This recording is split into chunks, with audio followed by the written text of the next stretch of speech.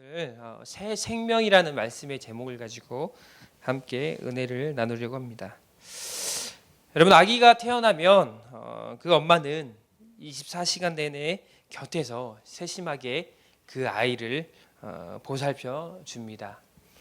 엄마들은 아기에게 더 좋은 것을 주기 위해 전 몸살이라는 고생을 하면서도 모유를 주려고 애를 쓰죠. 그런가 하면 미숙아로 태어난 아기들은 건강을 위해서 영양 공급을 받기 위해서 인큐베이터 안으로 들어가서 거기에서 치료를 받게 됩니다. 이렇게 사람들이 아기의 생명과 건강을 위해서 온갖 노력을 다하는 것은 아기의 생명이 무엇으로도 바꿀 수 없는 소중한 것이기 때문입니다. 어떻게 보면 우리도 영적인 새 생명을 얻었을 때에 건강한 신앙생활을 하기 위해 하나님이 주시는 충분한 영양 공급을 받으면서 살아야 한다는 것이죠. 생명을 얻은 우리도 하나님께 아주 가장 중요한 자녀이기 때문입니다. 어머니가 모유를 통해서 아이에게 좋은 것을 주시는 것처럼 하나님도 우리에게 소중한 자녀이기 때문에 하나님도 저와 여러분에게는 가장 좋은 것으로 주시려는 것입니다. 그렇기 때문에 어떻게 보면 세상에서 가장 소중한 건 무엇입니까? 생명이라는 것이에요. 서두에서 말한 것처럼 생명은 무엇과도 바꿀 수 없는 소중한 것이기 때문입니다. 누구에게나 생명은 몇 개를 갖고 있습니까? 하나밖에 없다는 거예요. 그래서 그 생명을 잃게 되면 뭐라고 하죠? 죽었다라고 말을 하고 있지 않습니까? 생명은 단 하나이기 때문에 그 생명을 잃을 때에는 모든 것을 잃는 거나 마찬가지로 되는 것입니다. 그렇기 때문에 그것보다 더 중요한 것은 있지가 않다는 것이에요. 그러면 우리 믿는 우리들에게는 첫 번째로 하나님 주신 생명이 있어요. 이 땅에 태어난 생명, 이 땅에 보내주신 하나님의 첫 번째의 생명이 있다는 것이죠. 그런데 두 번째의 생명은 또 있다는 거예요. 그것은 뭐냐? 그리스도 안에서 우리가 새 생명을 얻었는지 우리는 생각해 봐야 한다는 것이에요. 여기 앉아 있는 분들은 두 번째의 생명을 얻었습니까? 아멘 안 하시는 분이 있어요 지금? 네? 두 번째의 생명을 얻었습니까? 네. 그 새 생명, 두 번째 구원의 새 생명을 주셨기 때문에 지금 이 자리에 앉아서 우리가 예배하고 있지 않습니까? 예수님을 믿기 전에는 죄 가운데 죽을 수밖에 없는 삶을 살고 있었다는 것이죠. 하지만 예수님을 믿는 동시에 우리는 그리스도와 함께 장사되고 또한 이제 그리스도와 함께 살아나신 같이 우리도 새 생명 가운데 다시금 살아난 것입니다. 그래서 오늘 말씀 로마서 6장 4절을 한번 읽어볼까요? 로마서 6장 오늘 본문 말씀 4절을 한번 읽겠습니다. 시작.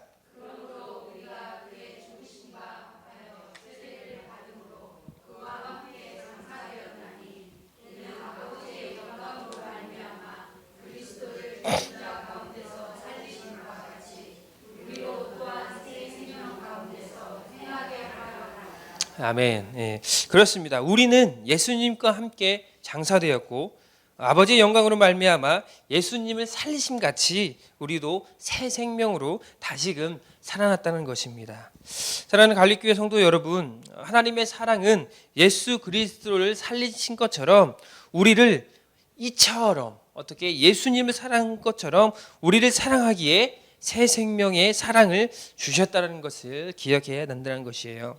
그렇다면 우리는 새 생명 가운데 살 때에 새 생명 가운데 살기 위한 첫 번째 방법으로 뭐가 있냐? 바로 죄에서 해방되었다는 것을 깨달아야 된다는 거예요.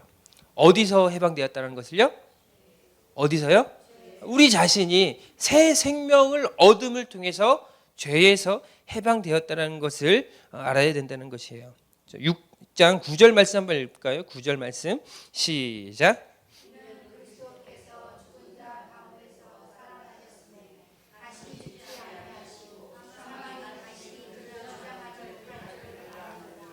아멘. 그렇습니다. 새 생명 가운데 살 때에 우리는 죄에서 해방되었다는 것을 알게 되는 것이에요. 네. 새로운 생명, 바로 구원받았다는 것을 안 사람은 어디에서 해방되었다는 걸 알아요? 죄에서 해방됐다는 걸 안다는 것이에요. 그러면 죄에 대해서 해방되었다는 걸 모르면 어떻게 됩니까? 아직 새 생명을 얻지 못했다는 것입니다.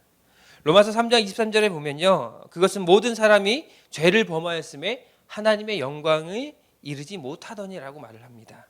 이 말씀처럼 우리는 예수 그리스도를 믿기 전에는 죄로 인해서 죽을 수밖에 없는 인생들이었다는 거예요. 그런데 모든 사람들, 많은 사람들, 이 세상에 있는 모든 사람들이 죄를 범하였기 때문에 하나님의 영과 천국의 소망을 우리는 갖지 못하는 그런 존재였다는 것이에요.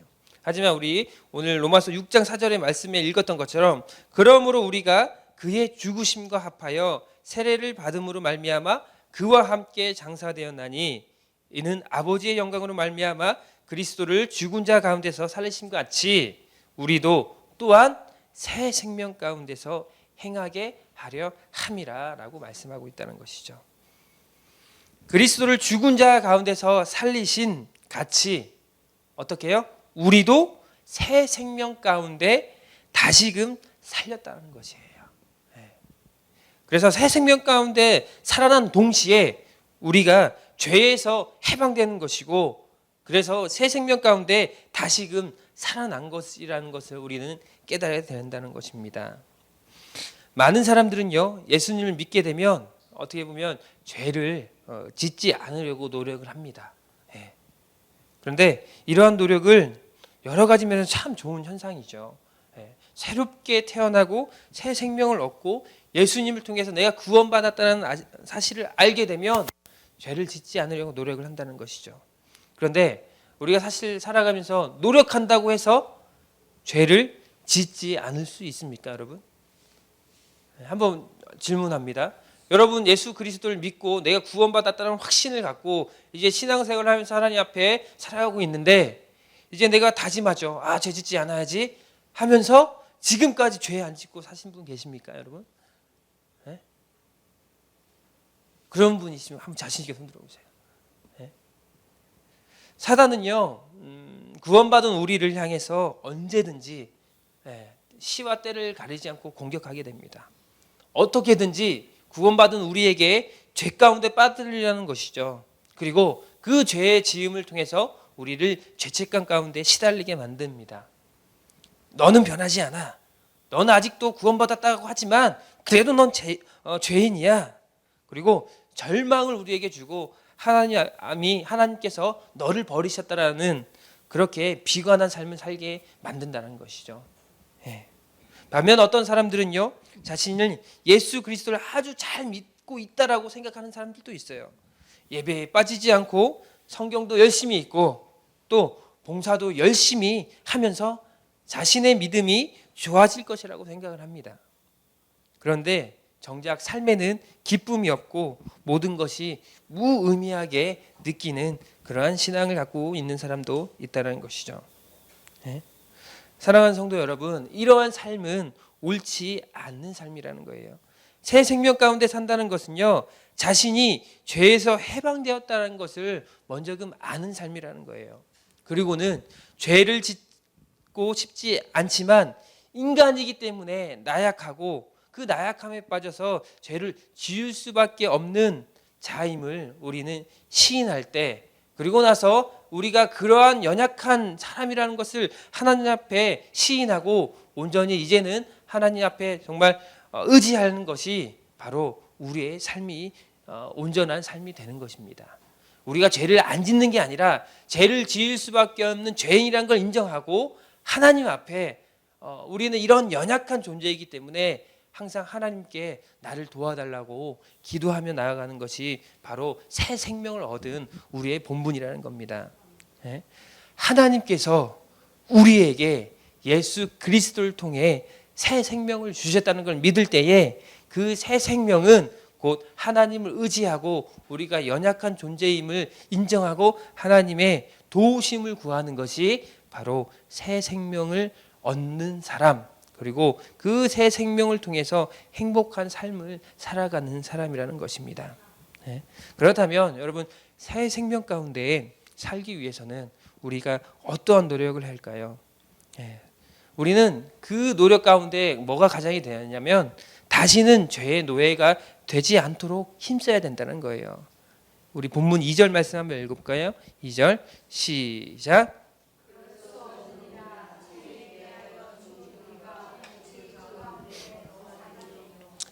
2절의 말씀에 보면요, 죄에 대해서 죽은 사람, 이제 새 생명을 얻은 사람은 죄 가운데 더 살 수가 없다는 것이에요. 아니, 죄를 짓지 않으려고 노력하는 사람이라는 거예요. 이것이 바로 올바른 믿음을 가진 사람이라는 것입니다. 그래서 다시는 죄의 노예가 되지 않도록 노력하며 살아간다는 거예요. 여러분, 작년에 우리나라에 있었던 큰 사건이 뭡니까? 세월호 사건 아닙니까, 여러분? 세월호를 통해서 이단 종교가 하나 딱 드러난 게 있잖아요. 많은 사람들이 알게 된 게 뭐예요? 구원파 아닙니까? 구원파, 그죠? 구원파라는 그런 사이비 종교에 대해서 세월호와 연관되어 있고, 그걸로 통해서 구원파에 대해서 이 많은 사람들이 알게 되었어요. 그런데 구원파의 핵심 교리가 뭔지 압니까? 자기 자신들은 이미 구원을 받았다는 거예요. 그렇기 때문에 나는 구원받았기 때문에 앞으로 죄를 지어도 그게 죄일까요? 아닐까요? 아니라는 거예요. 나는 한번 구원받았기 때문에 모든 앞으로의 죄까지도 다 용서받았다는 거예요. 그래서 뭐 나쁜 짓을 해도 그건 죄가 아니고 사람을 죽여도 그게 죄가 아니라고, 그러한 교리를 가지고 이렇게 가르치는 게 바로 구원파라는 것이죠. 여러분 생각해 보십시오. 한번 구원받았다고 해서 죄를 지어도 그게 죄가 아닙니까? 그래서 죄를 마음껏 지어도 상관이 없다는 것입니까? 아닙니다. 하나님께서는요, 단번에 우리를 구원하시려고 예수 그리스도를 통해서 구원을 주셨지만 동시에 우리는 날마다 구원을 완성해 가야 한다는 거예요. 구원받은 자로서 구원받은 자의 삶이 되어야 한다는 거예요. 그러면서 천국 가는 그날까지 내가 하나님께 받은 그 구원을 완성해 가야 된다는 것입니다. 한번 구원받았다고 해서 죄를 지어도 된다? 그건 아니라는 것입니다. 그렇기 때문에 우리는 날마다 어떻게 보면 죄의 노예가 되지 않기 위해서 항상 기도하고 노력해야 된다는 것입니다. 그런데 어떻게 봅니까? 죄를 지으면 어떻게 돼요? 죄를 믿는 사람도 죄를 지면 또 죄를 짓게 됩니다. 처음이야 힘들지, 처음 한번 도둑질한 사람이 두 번 도둑질하는 거 쉽습니까? 어렵습니까? 처음보다는 쉬워요. 그러면서 죄를 계속 지을 수밖에 없다는 것이죠. 하지만 우리는 진정 하나님을 통해서 구원받았다라면 죄를 짓지 않으려고 우리는 몸부림치고, 서두에 말한 것처럼 구원을 이루려는 삶에서 죄를 짓지 않으면서 구원을 이루어가는 그러한 삶을 살아가야 된다는 것입니다. 그렇기 위해서는 믿음의 싸움이 있어야 된다는 거예요. 뭐가 있어야 된다고요? 믿음의 싸움이 있어야 된다는 거예요. 여러분의 삶에 믿음의 싸움이 있어야 된다는 거예요. 여러분이 어떤 일이 발생됐을 때에 과연 내가 이 일들을 어떻게 처리할까? 다른 사람이 나를 공격했을 때에, 또 좋지 않은 일이 있었을 때에 어떻게 보면 그런 믿음의 싸움이 없다라고 했을 때는 죄에 무감각해진다는 것이죠. 죄에 무감각해진다는 거예요. 어쩔 수 없이 그 상황 때문에 죄를 지을 수밖에 없다라는 거예요. 하지만 내 마음의 믿음의 싸움, 이건 사단이 나를 공격하는 것이다. 나를 시험에 들게 하고 꾀임에 빠지게 해서 어떻게든 죄를 짓게 만들려는 사단의 공격이라는 것을 우리가 믿음의 싸움으로 정의해서 이겨내야 된다는 거예요. 여러분, 세상을 살아가면서 저도 뭐 많은 인생을 살지는 않았지만, 또 여기 앉아 계신 우리 권사님이나 집사님도 더 많은 인생을 살아가고 계시지만요, 인생 가운데 가장 큰 시험이 뭡니까? 어떠한 시험이에요? 사람과의 관계 아닙니까? 오늘 친구였어도 어떠한 마음 작은 일 하나 때문에 틀어지게 되고, 또 말 한마디 잘못했다고 해서 삐지고, 그런 것이 사람과의 관계 속에서 우리의 일들이 벌어지지 않습니까? 감정이 상하고 기분이 나빠서 이제 저 집사님 안 봐, 저 권사님 안 봐, 내가 왜 갈릴리교회 안 나가? 뭐 때문에요? 사람과의 관계 때문에. 그렇다면 그 사람과의 관계를 틀어지게 하는 게 뭡니까? 결국 본질은 그거예요. 사람과의 관계를 통해서 시험에 들게 한다는 것이죠. 그리고 나서 그 시험을 통해서 지게 만들고 결국은 믿음에 있어서 영향을 받게 만든다는 것이죠. 누가 그렇게 합니까, 여러분? 사단이, 마귀가 그렇게 만든다는 거예요. 그래서 여기 앉아 계신 분들은 그런 분 없겠지만, 전에 이제 교회에 있을 때도 그런 많이 봤어요. 집사님들끼리 싸우고 권사님들 싸우고 막 흉보시고. 과연 그런 게 누가 주시는 겁니까? 하나님이 그런 마음을 주십니까, 여러분? 아니에요. 사단이 하나님 앞에 여러분이 믿음의 승리를 못하게 하려고 어떻게든 불협화음을 만들고 그러한 일들을 만들려고 간다는 것이죠. 그렇기 때문에 여러분은 어떠한 시험이 오고 어떠한 감정적으로 상처를 받고 그런 일이 있을 때 어떻게 받아야 합니까, 여러분? 생각해야 합니까? 처신해야 합니까? 믿음의 싸움이구나. 내가 고개 숙이고 내가 그냥 인정하고 이해하고 그러면 넘어갈 수 있는 부분 아닙니까? 내가 살고 내가 기분 나빠. 똑같이 싸워야지. 똑같이 욕해야지. 똑같이 헛소문 내야지. 이렇게 하는 마음을 하나님의 마음일까요? 아니에요. 내가 죽고 내가 그냥 고개 숙이면 그 믿음의 싸움에서 승리하게 된다는 것이죠. 그런데 거기에서 그냥 똑같이 반응하게 되면 결국은 서로가 서로에게 상처를 주고 결국은 하나님이 기뻐하시는 것이 아니라 사단이 옳았구나 해서 걸려들었구나 해서 믿음을 깎아먹고 또한 신앙을 버리게 하는 그런 일로 간다는 것입니다. 사랑하는 성도 여러분, 여러분의 삶에 새 생명의 믿음과 신앙이 있다면 믿음의 싸움을 해야 한다는 거예요.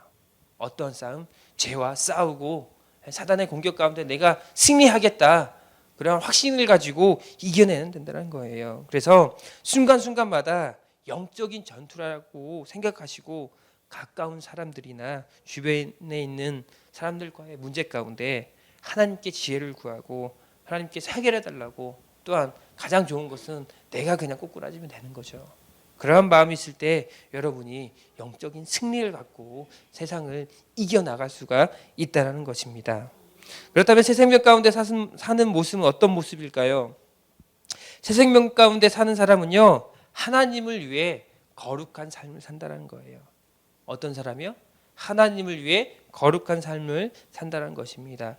오늘 본문 6장 13절의 말씀을 한번 읽어보겠습니다. 시작.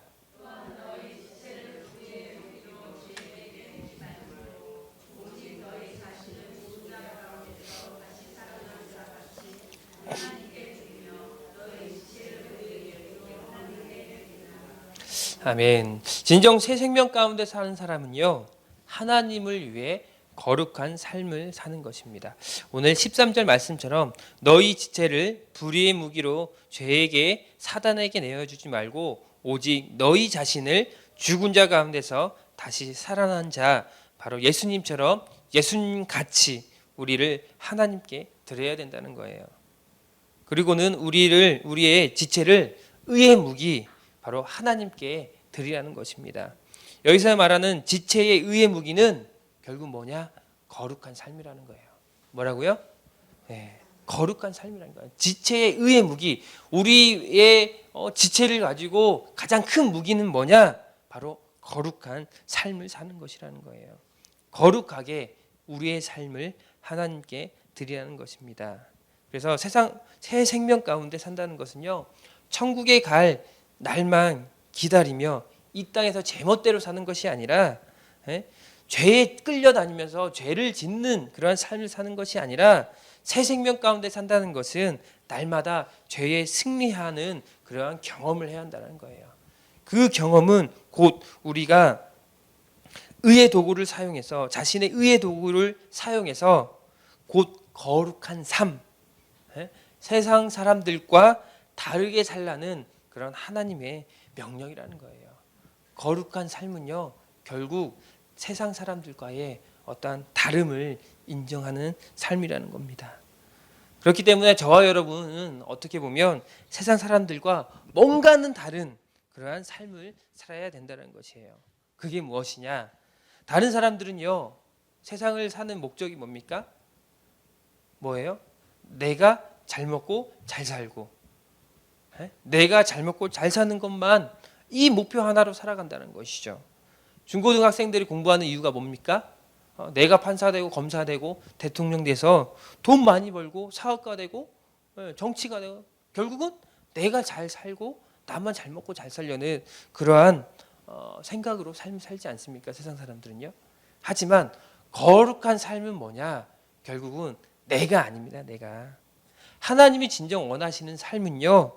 내가 공부하고 내가 돈 벌고 내가 살아가는 이유가 나의 삶의 안녕과 영광과 어떠한 그 부귀 영화를 누리는 그러한 삶이 아니라 나를 통해서 다른 사람들을 세워주는 것, 나를 통해서 이웃들을 세워주는 것, 나를 통해서 다른 사람들에게 복음을 전하고 또한 내가 다른 사람들의 도움이 되는 삶, 그게 바로 거룩한 삶이라는 거예요. 그 거룩한 삶이 저와 여러분에게 있어야 된다는 겁니다. 네?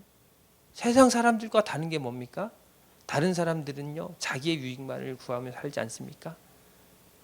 그런데 하나님 예수님 뭐라고 합니까? 내 이웃을 사랑해라. 네. 그게 거룩한 삶의 어떠한 행동이라는 것입니다. 네. 진정 하나님을 위한다는 사람이 나만 잘 먹고 잘 사는 것이 아니라 하나님이 원하시는 것은 하나님을 사랑한다라면 이제는 이웃 사랑의 실천, 그러한 삶을 살아가야 된다는 것이에요. 네. 하나님께서는 진정 원하는 것은 그 거룩한 삶, 몸소 나를 통해서 내가 희생하고 다른 사람을 섬기는 건 그것을 원한다는 것이죠. 또한 생각해 볼 건 뭐냐? 거룩한 삶이라는 것은 다른 세상 사람들과 구별된다는 거예요. 여러분이 갈릴리 교회 성도님이고 집사님들이고 권사님들입니다. 이 주변에서 그러한 신분을 갖고 저기 앞에 고깃집에서 술을 먹고 다른 이웃집 사람들과 싸움하고 기분 나쁘다고 다른 사람들 욕하고 그러한 삶이 구별된 삶일까요, 여러분? 그거는 구별된 삶이 아니에요. 똑같은 삶입니다. 세상 사람들과 똑같이 살아가는 거예요. 하지만 하나님 앞에서 구별된 삶, 거룩한 삶은 내 자신이 세상 사람들과 뭔가는 다른 게 있어야 된다는 거예요. 신앙을 갖고 하나님을 믿는다고 하지만 다른 사람들과 똑같이 행동하는 것, 그거는 거룩한 삶이 아니라는 것이에요. 여기 앉아서 예배하는 여러분의 우리 갈릴리 교회 성도님 여러분의 삶에 그런 거룩한 구별이 있었으면 좋겠습니다. 뭐가 있어야 된다고요? 거룩한 구별. 딱 하나요, 다른 거예요.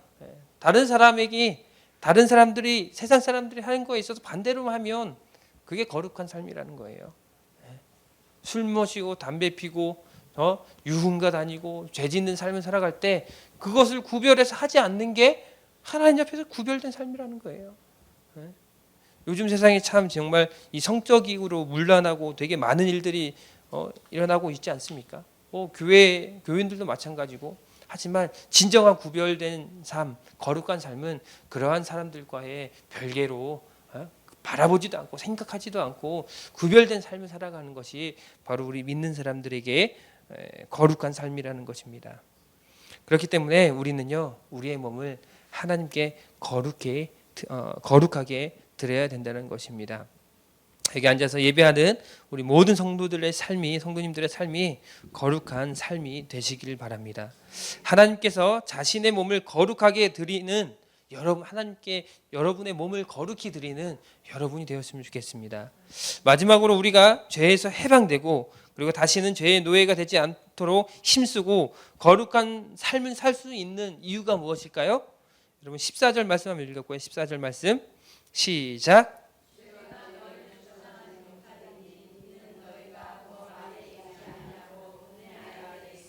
아멘. 우리가 죄에서 해방되고 다시는 죄의 노예가 되지 않도록 힘쓰고 그리고 거룩한 삶을 살 수 있는 이유는 바로 오늘 14절의 말씀이라는 거예요. 죄가 너희를 주장하지 못하리니 이는 너희가 법 아래에 있는 것이 아니라 우리는 은혜 아래에 있다라는 거예요. 하나님의 은혜 안에 우리가 있기 때문에 우리는 거룩한 삶을 살 수가 있다는 거예요. 법 아래에 있다라면 여러분과 저는 사형감이에요. 사형. 죽을 수밖에 없는 죄인이라는 것이죠. 하지만 우리가 그럼에도 불구하고 거룩한 삶을 살 수 있는 건 무엇이냐? 바로 하나님의 은혜, 예수 그리스도를 통해서 그 은혜가 저와 여러분에 있기 때문이라는 겁니다. 우리가 정말 세상의 법으로는, 율법의 법으로는 죽을 수밖에 없는 죄인, 사단의 노예로밖에 살 수 없었지만 예수 그리스도의 은혜로 말미암아 모든 죄를 우리는 용서받을 수가 있다는 것이에요. 예수 그리스도의 그 은혜 아래 있을 때에 우리는 죄인에서 의인이 될 수 있는 거고, 지옥에서 천국으로, 그리고 옛 사람에서 새 사람으로, 믿음의 사람으로 우리가 변화될 수가 있다는 것입니다. 사랑하는 가톨릭교 성도 여러분, 여러분의 삶에 진정 새 생명 가운데 행복한 삶이 있었으면 좋겠습니다.